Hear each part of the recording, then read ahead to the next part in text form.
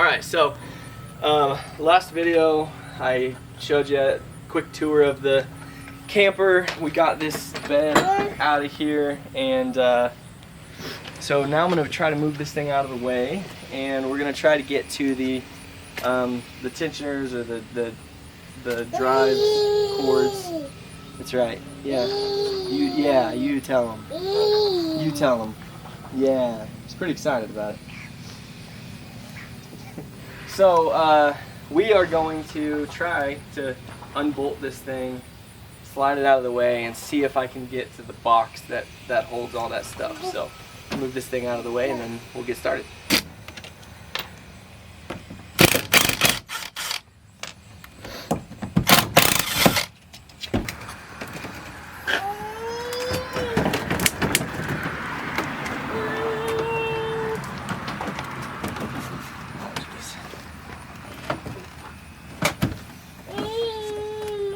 Okay, so, well, kind of good news, I guess. I got the cabinet out of the way. We'll take a look at it here. Now the problem is figuring out what it is that I'm looking at.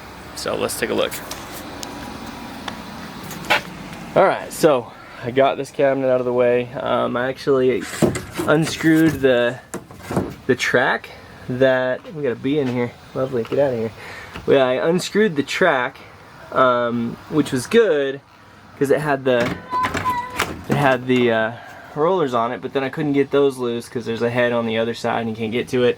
And then there's this lovely bolt there, right there, and you couldn't get to it with anything. Couldn't get in there with a wrench, couldn't get in there with a socket, couldn't do anything. So I was considering cutting off these rollers, because if I can find them, I'm gonna replace them anyway, kind of throughout. But then the screw kind of popped out of the wall, which is probably okay. This paneling is real flimsy, it's real cheap, so we'll see. But anyways, I was able to get in here, take that panel off, and I was able to get in here, and I was right. This is access to the controls for the lifts. But the only problem is I don't really know twofold. Number one, I don't exactly know yet what I'm looking at, so we'll figure that out. So I don't know if anything's broken or not. But down here you can see the ground. You can see daylight through there, so that's fun. I'm gonna have to replace the flooring back here or something. But you can see my foot doesn't hold anything, so maybe I can just put some foam in there to seal it. I don't know. I'll just have to clean it up and take a look at it. But we're making progress. We've got access, so that's number one. Can't fix it if you don't have access. I haven't looked down here yet. Why don't you take a look for me? See, what are we looking at? I don't know. We'll get a scope down there and see. But yeah, we've got access. These are the, I'm assuming, these are the part of the lift here.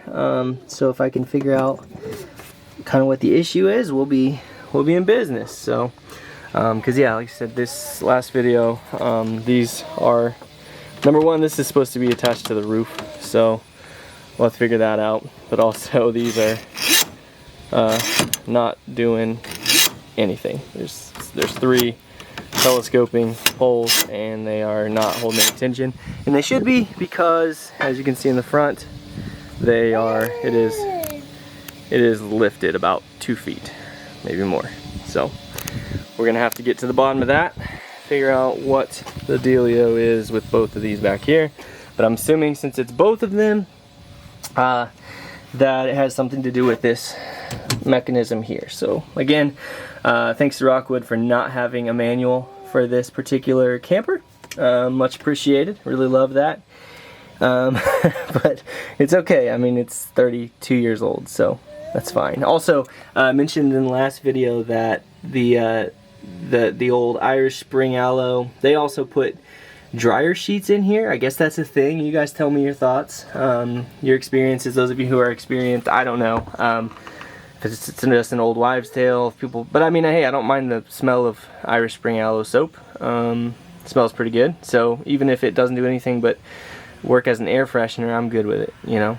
You always got soap within reach in case you need to scrub up. So anyways, we're gonna dive into this just a little bit, see if we can find a diagram online or something that tells me where to even begin, and we'll just kind of go from there. Fortunately, we got really good weather for this.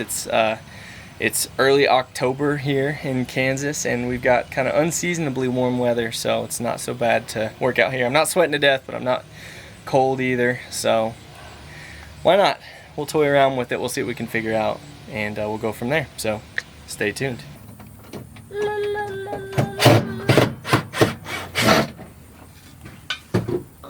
We're a little bit more up. Okay guys, so it's been a few hours. I've been trying to figure out what to do with this camper. I'm inside it now. I got the cabinet out of the way because it was driving me nuts. I got the back popped open so I could get access to the lift back there. Everything seemed fine. The chain was on the sprockets. Everything seemed tight. The spring seemed okay. So I was like, well, I'll just have to try the front. And I pulled the bunk out. Pulled the bunk out there. Got the table out of the way here. And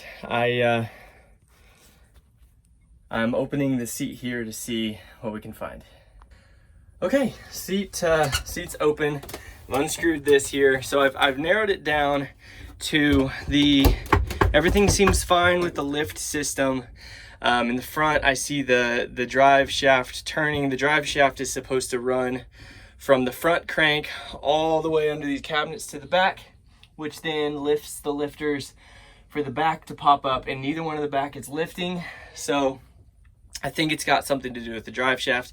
At some point between there and the back, there's a disconnect because when I spin the crank out front, the drive shaft turns. So I've opened this up here and I found a nice little surprise. Yeah, drive shaft split in two. And I know it's probably not called the drive shaft, but we're calling it the drive shaft because it works like a drive shaft, right? Drive shaft in a car, front wheel drive, spins, makes the back wheels move. Basically, that's oversimplification. But yeah, kind of hard to lift the back end when it's literally snapped in half. So I don't know if this happened, if it was crimped, and it was, because you can see it's definitely it's definitely crimped pretty good here. So I don't know if that happened while I was driving it home. I don't know if it happened while it was being put down at the other house where I bought it. But yeah, that's kind of a problem. The good news is I believe they still sell a fitting that will connect these two back up. The thing is, I don't know exactly how to do that yet. So, but at least we've found what appears to be the root of the problem. Who knows, when we open this up, there might be more problems. But if I can get that bolt out of there, if it's not too seized up. Fortunately, so far, knock on wood, none of the screws have stripped out on me. So that's pretty fortunate for something this old. So anyways, I'm gonna try to take that piece off there, and I know I've seen couplers. I don't know if it's made for that part, but you know what, I think it'll work. Or if nothing else, I can just get a piece of metal pipe that will connect those two things and get it spinning again, I think. We're gonna try it anyway. Couldn't be any worse than it is now. It's obviously snapped in half, so we will work on that, and we'll get back with you. Stay tuned. Hopefully that's an easy fix. We'll see, but at least we know the root of the problem, because this thing had me scratching my head. So stay tuned, and we'll see if we can't get this puppy lifting. See ya.